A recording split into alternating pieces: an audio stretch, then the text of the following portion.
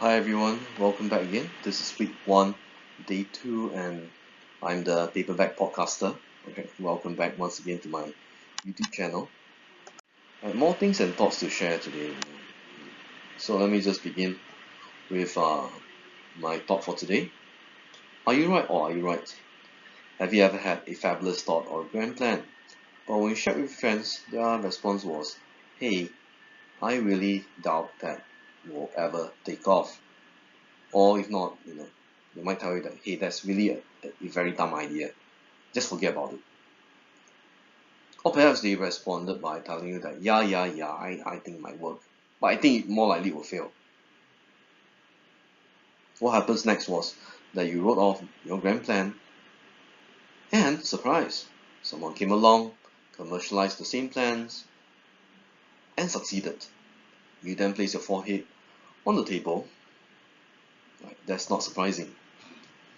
Well, another uh, example would be like you thought that the guy next door would make a great boyfriend, or maybe girlfriend for the matter. Then later on you realize that your girlfriend thought otherwise.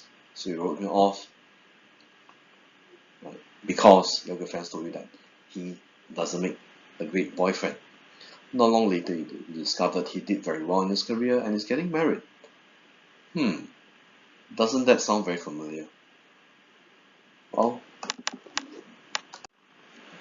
the friends you have make you, and that's very much the case for many people watching the video at this moment, right? Have you realized that so often we have allowed a third party's opinion to influence our decision making? It is not uncommon that this happens every day and everywhere, anytime. Let me use an example. Have you ever been to a restaurant and then you're not sure about what to eat? It's your first time in the restaurant and you're looking at the menu for the very first time, right? No idea what to eat. There is no Google. Let's assume that there is no Google and you do not know like what to eat. So you ask the waiter, hey, what's good here? And what happens next is that you place a lot of faith in what the waiter tells you. And of course, what happens next is you place the order based on the representations from the waiter. Uh, Not wrong, but that's the same way that we behave in many other instances. Like, for example, the early instance I mentioned, right? You thought that the guy next door will make a good boyfriend, but you wrote him off because your girlfriends told you that he's not a very good guy and you shouldn't be with him. Right? We allow people to influence us. Friends do play a very big role in how they influence the way we think, behave, decide, and in many other aspects of our lives. It is actually quite scary, if you do, you know, uh, examine how they can influence your choice of spouses even. I don't dare to think further than that. Anyway, so basically, you know what, if you wish to fish, then you should find friends that have been fishing for a hobby. So then you have a companion. You want to rollerblade, then obviously you must find friends that do this sport every now and then, right? So like how we choose friends and the underlying reasons and mechanics really is no mystery. But one thing for sure is that the friends that you have make you, right? The things they say become a part of you. You might not think that is that obvious, not that apparent, but it is.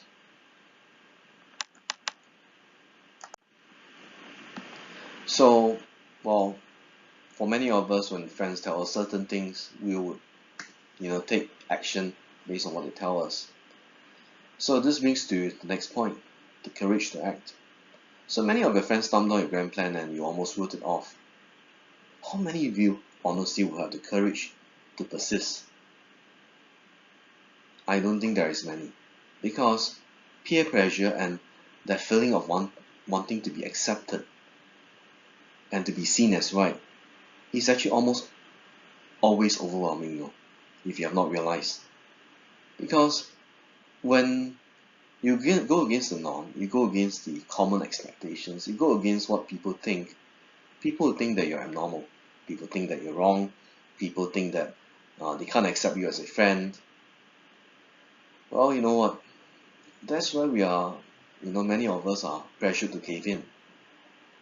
Okay, back to my point. So your friend stumped down a grand plan and you almost wrote it off, but thankfully you were very lucky, you persisted and you carried out that grand plan. You succeeded and earned a bucket of money.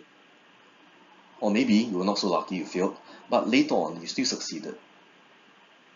Okay, you had a lot of courage, you succeeded. Now if you happen to be this example that I've described, you are quite an uncommon person because many people would have said that, okay, let's write it off, let's just pretend that that grand plan never existed. Okay, back to my point. However, if you do persist and you eventually succeed, those very same friends will come along and say that, hey, in fact, we believe in you. Doesn't that sound very hypocritic? Right. But the point is that having that courage to stand up against the norm and persist in what you believe in requires a lot of courage, as a matter of fact. Right.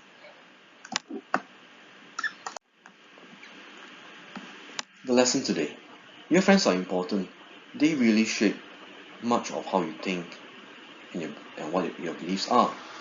You know, choice of friends is very important in shaping what you will eventually become. Right. I like to quote Warren Buffett. Warren Buffett says this. Right. Basically, the people that you idolize, you know, eventually you work your way and you become someone possessing characteristics of those idols. Right. And it is true that a wrong choice of friends can be detrimental to your life and career. Right. Why? Because the wrong choice of friends means that you're going to acquire the wrong values and the wrong beliefs. And that would be surely very detrimental in many ways. But that is not to say that you should write off certain types of friends, because in a person's lifetime, you need to have a mix of different types of friends, but it is very important that you have to choose wisely. And the next other point that I'd like to share is friends also influence to a large extent, the sort of dreams that we will pursue, the sort of ideals that we will persist in believing in. Do you remember what Randy Pausch said about pursuing dreams? He talked about, his dreams of becoming an astronaut, becoming an Imagineer with Disney. He had a lot of dreams. He said that, before all these dreams, there is a war. And this war stops people from achieving what they dream, what they yearn for. He says, the purpose of these wars really is not there to stop us. These wars are there for us to show others how much we yearn to achieve those dreams. On this part about dreams, you really have to believe in what you're pursuing, and the other very pertinent question to ask is, are these dreams truly those that you believe in? In my lifetime, I came across many people that pursue dreams that are not theirs. They pursue dreams of others. That's very painful. You know why? Because you end up spending most of your life pursuing dreams that are not yours. And by the time that you are going to, go somewhere up in heaven, wouldn't you feel very bad? Wouldn't you have a lot of regret that you have not pursued the dreams that truly belong to you? I once told my friend, and I think it still resonates in me strongly. I told my friend this.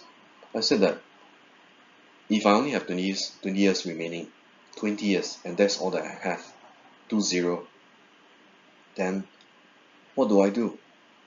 I told him that if I realize that 20 years is all that I have, then it will immediately become apparent that certain dreams, certain ideals, certain goals become unimportant, and they become obviously unimportant. And with all these that fall apart, that are unimportant to pursue, then what is left really is those things that are important in my life.